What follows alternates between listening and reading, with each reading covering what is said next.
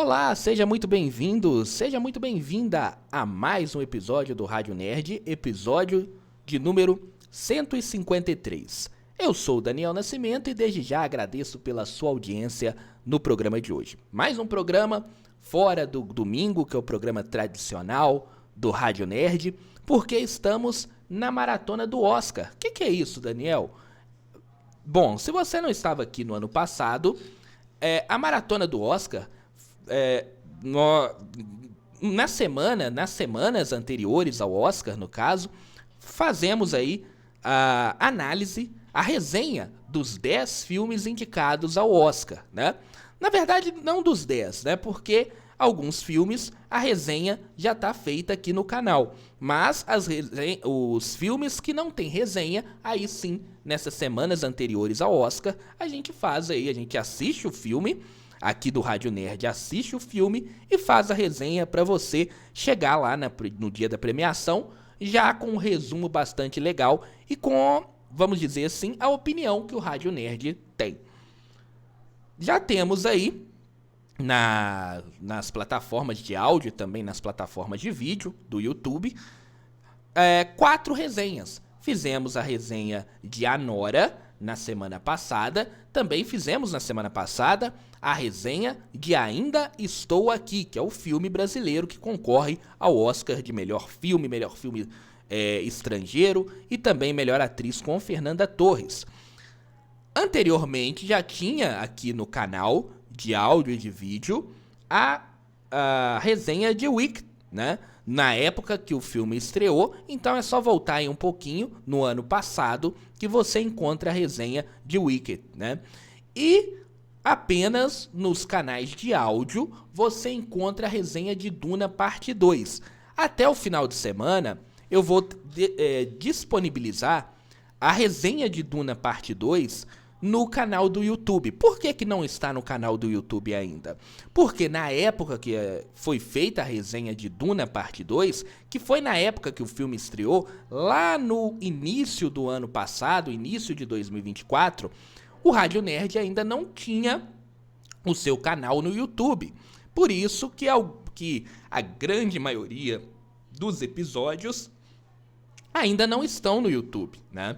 Porque não tinha ainda o canal por lá. Mas até o final de semana eu vou disponibilizar em áudio para você a resenha de Duna parte 2 e aí também no YouTube você vai ter no final, lá perto da premiação, no dia da premiação, a resenha de todos os filmes que concorrem a melhor filme do ano. São 10, né? Estamos aí então no caminho. Chegamos aí à metade, né, praticamente,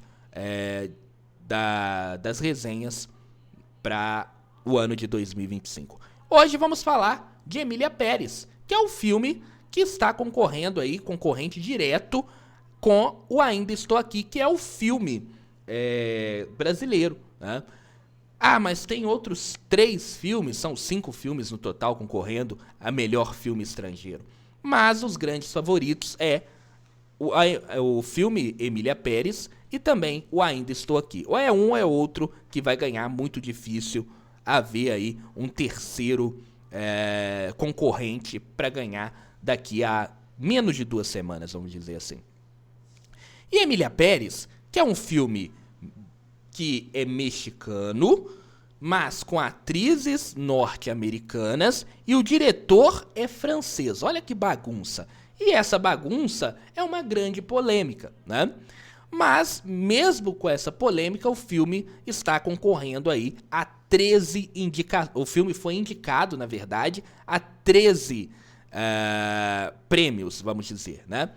Então, melhor fotografia, ele está concorrendo a melhor fotografia, melhor som, melhor edição, melhor trilha sonora original, melhor cabelo e maquiagem, melhor filme internacional, ao lado do Ainda Estou Aqui, melhor roteiro adaptado, melhor canção original, e aí com 2 canções, que é o Mi Camino e El Mal, melhor atriz coadjuvante, com Zoe Saldanha, melhor atriz, Carla Sofia Gascon, concorrendo aí com Fernanda Torres, né?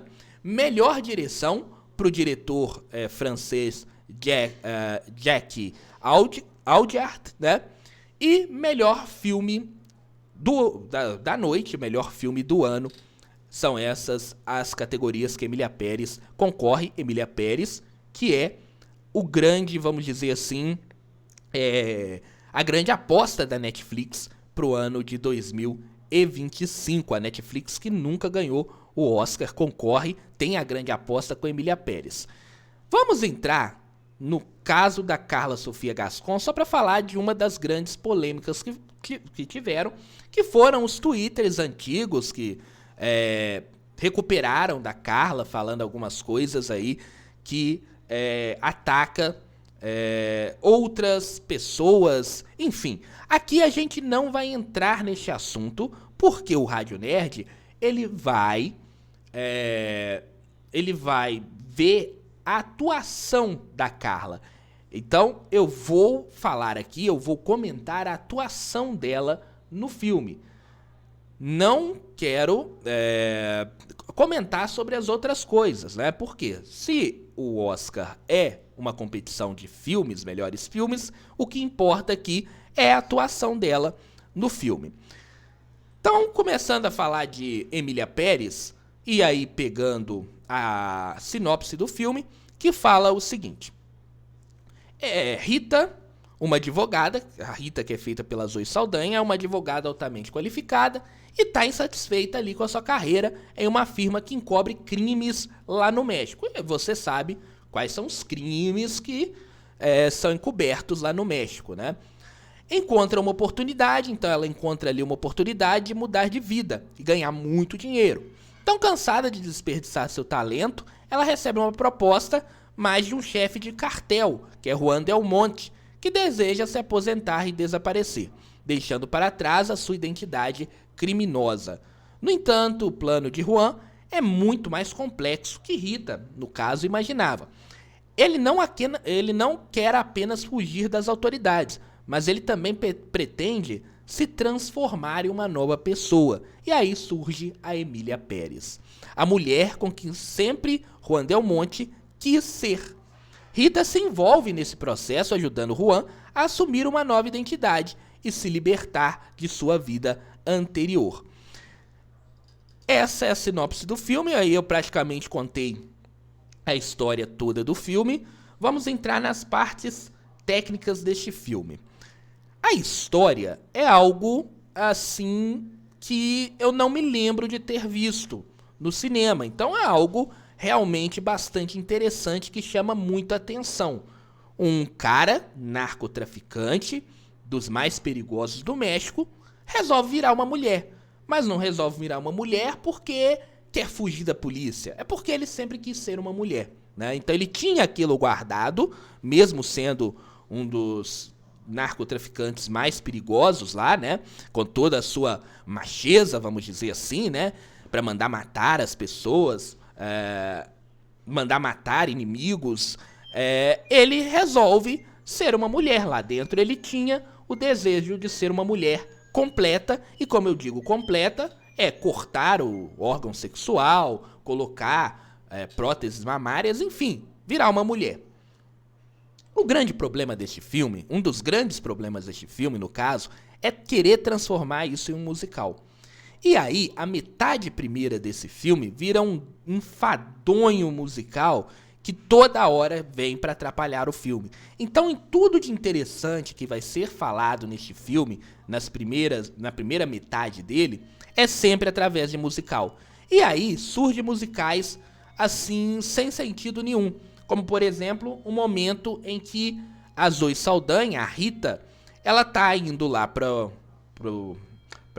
Ásia, né? Pra um país, agora eu não vou lembrar o país de fato da Ásia, mas ela vai pra esse país pra resolver o assunto ali do rapaz, do Juan, né? Ser aí, se transformar em mulher. E aí, ela começa a cantar o que ele quer um seio, ele quer cortar tal coisa, ele quer enfim, né? E vai falando um monte de coisa, cantando E ela falando sim, sim, sim, né? Yes, yes, yes, no caso. E os caras cantando em volta dela. Então tudo vira um musical. Então tá na rua, as pessoas elas começam a agir diferente, começar a dançar diferente, porque vem um musical. E o musical, eu já falei aqui várias vezes que eu não... eu tenho paciência muito reduzida para musicais. Mas tem musicais que são bastante interessantes, como por exemplo, O Fantasma da Ópera, Os Miseráveis, né? Vamos dizer, Wicked, próximo agora, nos últimos tempos, o Wicked, que é um musical bastante interessante. Enfim, La La Land, que é um musical que eu gosto muito, porque o musical ele tem que vir no momento para alavancar a cena. Para deixar aquela cena que seria bastante interessante do filme ser algo memorável, algo que você vai lembrar, né? Essa que é a ideia do musical, pelo menos na minha opinião. Você tem que... O musical ele vem para alavancar aquela cena que já ia ser uma cena espetacular, vira um musical para virar algo que você vai lembrar por muito tempo. Vamos dizer, algo que vai engrandecer ainda mais aquela cena que seria grande. Só que aqui o musical ele faz completamente ao contrário. É mais ou menos o que aconteceu em Coringa Deliria 2. O musical ele vem para atrapalhar a cena. Então o andamento da cena ele é quebrado porque vem um musical que é desinteressante e que daqui a algum tempo você não vai lembrar. Tá? Então a ideia aqui de transformar o filme em um musical foi idiota, na minha opinião. Foi um jeito ruim. E aí, a primeira metade do filme é toda hora quebrada por um musical, às vezes completamente sem sentido nenhum, tá? Então tem o musical do doutor conversando com ela. Tem uma cena que seria fantástica, que é quando a Rita tá conversando com o médico que vai fazer a cirurgia no Juan, pra ele virar a Emília, no caso. Então eles tem uma conversa franca ali, porque o médico não quer fazer, porque o médico fala que vai mudar, ele muda a aparência, ele não muda a parte interna, interior da pessoa. E aí tem uma conversa bastante interessante, em que é completamente atrapalhada, porque aquela conversa vira um grande musical, né? Outra coisa, pra falar de ruim, é quando esse filme ele tenta relativizar o mal. Ah, mas é por causa da história, tudo mais. Não. O filme, no final, ele tenta relativizar todo o mal que o Juan fez. É como se ele virasse ela e todos os pecados, vamos dizer assim, todo o mal que o Juan fez foi perdoado por todos. Isso é uma ideia completamente idiota desse filme, que me fez uma raiva danada no final. Principalmente a última cena. Se você notar, a última cena desse filme é completamente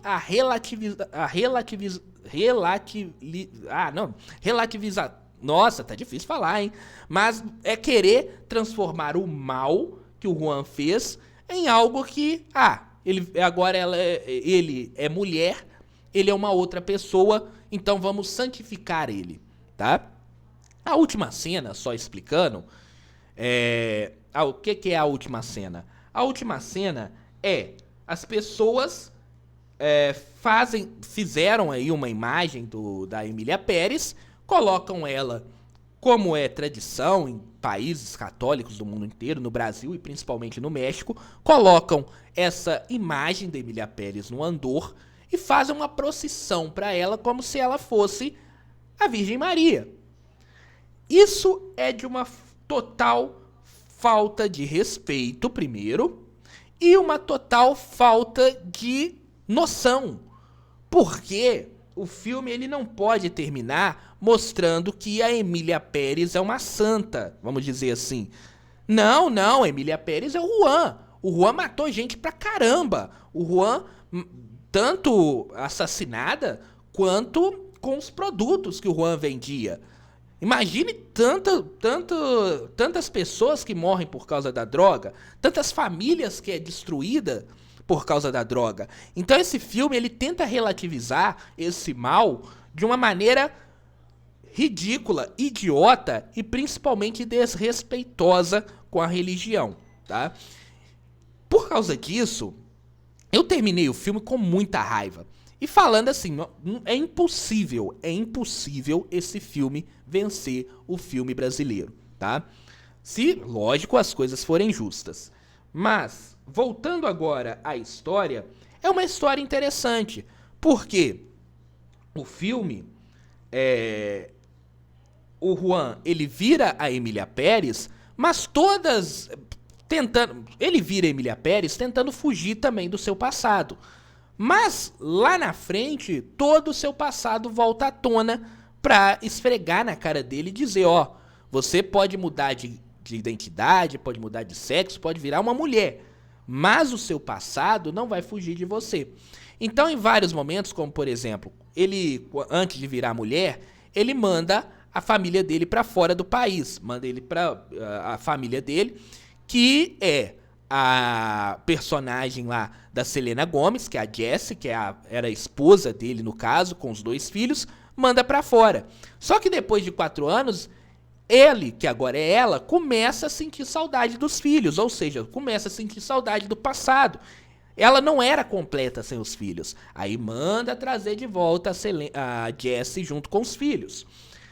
Acontece que ela começa a sentir ciúmes da Jessie, porque era a mulher dele, e agora a mulher dele tá saindo com outro rapaz lá, que no final mostra ser um outro bandido, né? Outra coisa, ela começa a se relacionar com mulheres, ou seja, ela queria virar uma mulher, mas queria continuar com o passado se relacionando com mulheres. Então, tudo isso volta para visitar ele, né? Todo o seu passado volta para visitar. Só que o filme, idiotamente, tenta a todo custo transformar a Emília Pérez em uma nova pessoa. Tanto é que ela abre lá um projeto para procurar corpos de pessoas que o tráfico, né, que o narcotráfico matou e depois desovou em outros locais, e as famílias ficam procurando. Só que muito daqueles que ela procura é ela mesmo que mandou matar, né? Então tem essa dualidade, em que o filme não toca isso. Então seria mais interessante que a Emília Pérez lá no final ela voltasse a ser ruim, para mostrar que mesmo você querendo mudar toda a fisionomia, querendo mudar de identidade, você não deixa de ser aquilo que era antes, que é ser uma pessoa ruim, ser uma pessoa, vamos dizer assim, o demônio na Terra. Só que o filme, ele tenta ir para outro caminho, mesmo mostrando que o passado da Emília tá vindo para assombrar, vamos dizer assim, o filme tenta de todo custo mostrar para você que tá assistindo que a Emília Pérez, ela pode ser santificada, como o final mostra, as pessoas santificando a Emília Pérez. Isso é de um absurdo grotesco desse filme. Isso me deixou com muita raiva desse filme, tá? Daqui a pouco eu vou dar a nota e vou falar mais sobre, vamos dizer assim, as chances desse filme no Oscar. Vamos falar agora da Zoe Saldanha, que tá concorrendo a melhor atriz coadjuvante. Tem um personagem nada demais. Faz uma boa atuação, mas nada espetacular, na minha opinião, tá? E não só isso, a história da personagem dela é completamente sem sentido. Porque se ela estava cansada de trabalhar para pessoas que salvavam pessoas ruins, vamos dizer assim, por que ela foi trabalhar para um narcotraficante que também é igual aquelas pessoas que ela estava cansada de salvar juntamente? Lógico, lá ela não levava o crédito e agora ela poderia levar o crédito. E entre essa ideia, a personagem da Zoe Saldanha, que é a Rita, ela fica cheia de discursos morais, né? Só que na prática a gente não vê essa moralidade toda. Tanto é que ela tá trabalhando para um cara que matou milhares de pessoas, né? cara que acabou com a vida de milhares de pessoas, vamos dizer assim. Então, a personagem dela, mesmo sendo uma boa personagem, é praticamente sem sentido nenhum, né? Porque ela tá de saco cheio de salvar narcotraficantes e vai trabalhar para um narcotraficante. No meio disso, com cheio de discursos morais. Personagem da Selena Gomez, muita gente falou mal do espanhol dela. Olha, eu assim não tenho conhecimento da língua espanhola, né? Mas quem assistiu, e são ali os mexicanos, né, que falam aquela língua, falaram que tá muito caricato. E realmente, a personagem dela é muito caricata, né? Principalmente nas partes musicais. Tem uma música lá que ela parece que tá, assim, recebendo uma entidade, né? Enfim, ficou muito ridículo as cenas musicais, principalmente da Selena Gomez. Não é que ela canta mal, é a cena, a direção da cena ficou muito ruim, na minha opinião.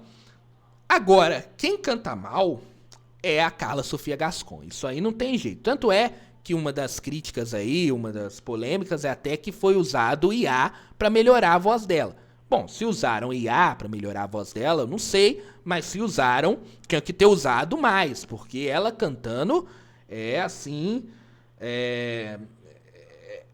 você pega aí o show de calouros, não sei se ainda tem, né, mas antigamente tinha show de calouros, que a pessoa ia cantar, é do nível dos piores cantores de show de calouros. É horrível a voz dela cantando, né?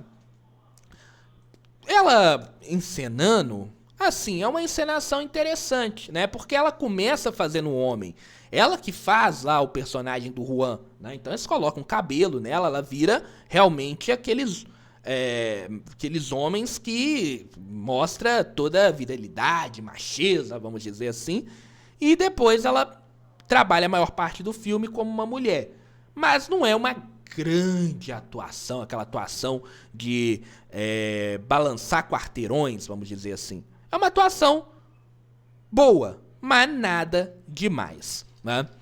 Enfim, o filme no final vira um grande dramalhão mexicano, porque a Emília Pérez é sequestrada pela Jessie, porque a Emília Pérez, ela retira todo o dinheiro da Jessie, da conta dela, e aí ela é sequestrada, a Rita tem que ir lá levar o dinheiro, chega lá, o rapaz que tá com a Jessie começa a atirar em todo mundo porque a Rita foi com um monte de capanga, e aí eles colocam a Emília Pérez dentro do carro, mas antes da Emília Pérez ser colocada dentro do porta-malas do carro, ela faz aquele dramalhão pra contar pra Jessie quem na verdade ela é, que ela é o Juan. Então vira um grande dramalhão, o carro cai lá numa ribanceira, morre todo mundo, e aí a Rita que vai cuidar dos filhos no final. Então no final do filme, ele é mais mexicano possível, tá? O final do filme ele pega uma tendência dos dramalhões mexicanos, das novelas mexicanas. Mas assim, chegando agora no final da resenha, vamos dizer assim, de Emília Pérez, é um filme interessante na história, mal feito, porque eles usam da música e a música atrapalha muito o andamento do filme. Tem essa ideia horrível no final de relativizar todo o mal que o Juan fez, que, assim, me deixou completamente irado, né? Essa história de relativizar um narcotraficante. Mas então, exatamente por isso que eu falo que é mal feito. Se contar apenas a história é até interessante. Mas as coisas que vieram juntos com ela, como eu disse, é que estraga completamente o filme. Por isso a nota para Emília Pérez é uma nota 4. É uma nota 4 para mim. É um filme nota 4 por tudo isso que eu expliquei.